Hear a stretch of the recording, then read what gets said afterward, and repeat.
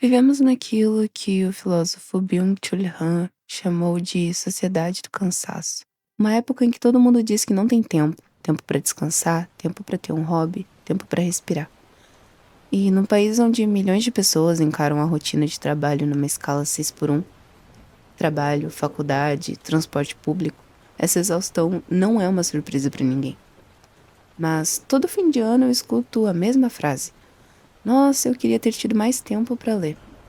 E a pergunta que fica é: será que a gente realmente não tem tempo ou a leitura virou algo tão complicado e performático que a gente simplesmente desiste antes de começar? E eu vou aproveitar para nesse vídeo também falar do Mac Livros, que surge como uma resposta direta a uma das maiores barreiras de entrada para a literatura no Brasil: custo financeiro. O Mac Livros é uma biblioteca gratuita do Ministério da Educação, gente. Uma biblioteca gratuita online. Então, fica a dica também. Pode ser uma boa porta de entrada para quem está tentando voltar ou começar a ler. Mas vamos pro vídeo. Porque vamos ser sinceros aqui. Ler virou status. Virou uma competição como tudo que chega na internet. É foto do Kindle com um café do lado ou numa cafeteria bonita, é uma estante perfeitamente organizada. 300 marcadores bonitos que precisam combinar com a capa do livro para poder postar bonitinho, uma leitura dinâmica para dizer no final do ano que tu leu 400 livros. Virou uma identidade que precisa ser exposta e exibida. Mas me responde uma coisa de verdade. Qual foi a última vez que tu realmente leu um livro que te marcou? Não aquele que tu postou nos stories nas primeiras 23 páginas, largou e nunca mais mexeu. No meio de uma disputa por quem lê mais rápido, quem lê mais filosofia pura, a conversa deixa de ser sobre a experiência de entrar em uma história e a leitura, que poderia ser apenas por prazer, vira uma meta para postar, performar um número X para ser concluído. E da mesma forma que ninguém te julga por chegar cansado em casa e querer desligar o cérebro assistindo a série mais besterol da Netflix ou os TikToks infinitos, você também pode simplesmente colocar um fone de ouvido para ler o livro mais bobo do mundo, ou o suspense mais leve, a comédia mais romântica. Leitura não precisa ser sempre uma maratona intelectual. Ela também pode e deve ser puro entretenimento para relaxar no fim do dia. Aí entra o maior argumento de todos. Ah, mas eu não tenho tempo para ler, ler não é prático. Só que, assim, outro dia eu me deparei com um padrão de comentários no YouTube em vídeos longos de resenhas de livros de 40 a 50 minutos. Um monte de comentários sempre com: nossa, queria ter tido mais tempo para ler esse livro, mas então eu tô aqui vendo esse resumo. Mas pensa comigo de verdade, uma pessoa que passou 1 hora assistindo alguém falar sobre uma obra que, em formato de um áudio, poderia ser ouvido em 3 ou 4 horas, tempo existia. Ele só estava usando para consumir a história através de um filtro e de forma resumida por outra pessoa. Isso é uma terceirização do pensamento. E, bom, Descartes já dizia: se penso, logo existo. O conhecimento de verdade começa quando você pensa por conta própria. E vídeos resumos, inteligência artificial, tudo isso pode instigar a curiosidade do leitor, mas também não deveria substituir o contato direto, muitas vezes, com a obra. O teu argumento crítico, pessoal e original vai pra casa do caralho. Um exemplo disso na prática, na minha opinião. Imagina esse cenário. Em vez de fulaninho pegar um livro da Simone de Beauvoir, por exemplo, e encarar o texto original, ele prefere pegar um atalho e assistir um vídeo no YouTube da Pietra Bertolazzi resumindo a obra, ou melhor, destruindo. O conteúdo vem mastigado, com recortes específicos, frases prontas e montadas, e você absorve tudo e pensa: pronto, entendi. Dias depois, o algoritmo provavelmente não vai, mas vamos fingir que te entregaria um vídeo da Caroline Sardá, analisando a mesma obra sob uma perspectiva completamente diferente. A sua reação imediata dela tá errada, porque tu já tomou o teu posicionamento. Você já escolheu qual versão você quer acreditar. A da Pietra porque ela apareceu primeiro no seu feed e você foi com a cara dela. e tomou isso como uma verdade absoluta.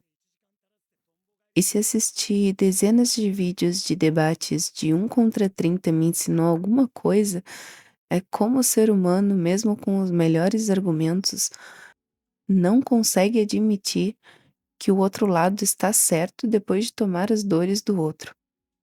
E aí vem a provocação que eu te faço: como é que tu vai saber quem tá dizendo a verdade se tu nunca nem abriu o livro? E na minha visão, eu acho que tu só tá defendendo com unhas e dentes não a ideia em si, com base em fatos, mas torcendo pra tua influenciadora favorita não tá errada nessa discussão. E no fundo tu sabe disso e tu torce pra isso.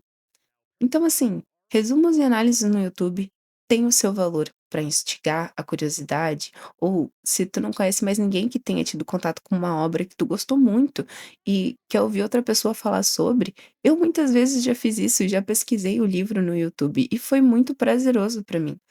Mas tu devia estar fazendo isso por prazer e para ver novas ideias sobre o livro, não apenas pensar em nunca mais tocar nele. Pular o choque direto entre o leitor e a obra, o seu pensamento crítico deixa de ser o seu e vira um alugado, tu vira um papagaio repetindo palavras que tu nem sequer talvez tenha entendido. Resumos e análises no YouTube têm o seu valor para instigar a curiosidade ou talvez apenas ouvir a opinião de alguém, com alguém que também tenha tido contato com essa obra. Talvez incluído nesse meio literário, num país como o Brasil, marcado por profundas desigualdades sociais e por grandes desafios ao acesso da leitura, a gente precisa começar a explorar todas as formas possíveis de incentivo.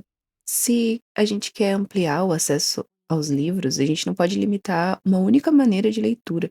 A gente precisa entender que existem audiobooks, livros digitais, bibliotecas, entendendo qual dessas ferramentas pode ser mais acessível ou estar mais próxima do leitor.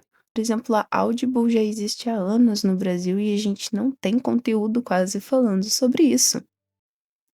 E agora voltando para a frase: "Ah, mas eu não tenho tempo de ler, porque ler não é prático". Gente, eu entendo perfeitamente. Eu vivo numa correria, eu faço faculdade, eu trabalho, eu pego ônibus, tenho cinetose, que basicamente se eu abrir um livro para ler físico ou no Kindle, em 5 minutos no transporte público ou num carro eu tô passando mal e eu não consigo continuar a leitura. Então isso para mim sempre foi uma barreira bem grande. E então foi nesse meio que inclusive eu descobri a Audible. E gente, eu não quero só fazer propaganda da Audible, porque eu nem tô sendo patrocinada pela Audible e tenho muitas questões que não gosto da Amazon, mas a Audible foi, assim, um achado pra mim, e talvez seja um achado pra ti também. A questão é, por que a gente insiste nessa ideia sagrada e elitizada de que só existe um jeito certo de entrar em uma história, de uma forma que ninguém te julga por ligar Netflix à noite pra desligar o cérebro, por que haveria preconceito em ouvir um livro enquanto você lava a louça, faz academia ou tá preso no trânsito? No fim das contas, talvez a gente não tenha deixado de gostar de ler. A gente só estava tentando encaixar a leitura num formato rígido que talvez hoje não caiba na tua rotina de verdade. Sendo realista, histórias servem para nos fazer sentir, aprender, rir, chorar, simplesmente descansar. Se você faz isso com os olhos ou com os ouvidos enquanto está no sofá ou enquanto está lavando uma louça, o importante de verdade é como a obra teve um impacto em você. E eu vou aproveitar também nesse vídeo para falar não só da Audible, mas eu ouvi livros na Storytel, não me adaptei muito, mas também fica a recomendação para quem talvez não quiser conhecer a Audible de primeira. E como eu também, no começo, ouvi muitos audiolivros de graça aqui no YouTube e conheci inclusive canais muito bons que me ajudaram a me inserir nesse universo, eu vou deixar alguns deles aqui na descrição, se vocês quiserem dar uma olhadinha.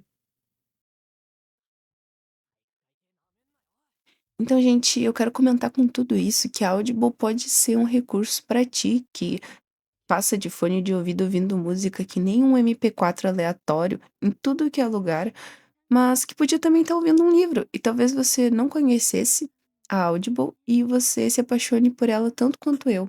No meu caso, eu uso a Audible já faz uns 3 anos. No começo do catálogo, no Brasil, não tinha muita coisa, mas eu juro pra vocês, já tem acho que 1 ano que chegou muita, muita coisa em português. São lançamentos quase semanais e narrações impecáveis, com dubladores muito bons e que realmente dão imersão surreal ao conteúdo. E uma coisa que eu também acho muito curiosa e legal de compartilhar com vocês é que alguns livros na Audible são narrados pelos próprios autores. Por exemplo, Coisa de Rico, do Michael Alcoforado, é narrado por ele mesmo, assim como Expresso Fantasma, do Thiago Valente, um TikToker que talvez vocês possam conhecer. E eu acho isso interessantíssimo e muda tudo, tu poder ter essa experiência também única com um livro. E quer saber de verdade? Você pode usar Audible não só para ler livros sérios de faculdade, leituras densas ou filosofias. Eu mesma já ouvi coisas densas como A Odisseia, alguns livros da Bell Hooks, mas eu também já ouvi a saga inteira de A Empregada, da Frida McFadden. E sendo bem sincera, eu nunca pegaria esse livro físico numa livraria. A capa não me chamaria nem um pouco atenção, eu acharia que não era um estilo que me chamaria atenção, mas eu dei o play e eu amei. Eu, assim, simplesmente ouvi e acho que todos os livros da Frida McFadden na Audible logo depois de terminar a Empregada. Inclusive fica a dica que eu amei O Filho Perfeito, que é da mesma autora. E esse foi o vídeo, gente. Agora me diz aqui nos comentários se tu já conhecia a Audible e se não conhecia, o que achou. E se já conhecia, me diz algum livro aí que tenha te marcado muito o dublador ou a imersão, ou simplesmente fala o que achou do vídeo. Tchau, tchau.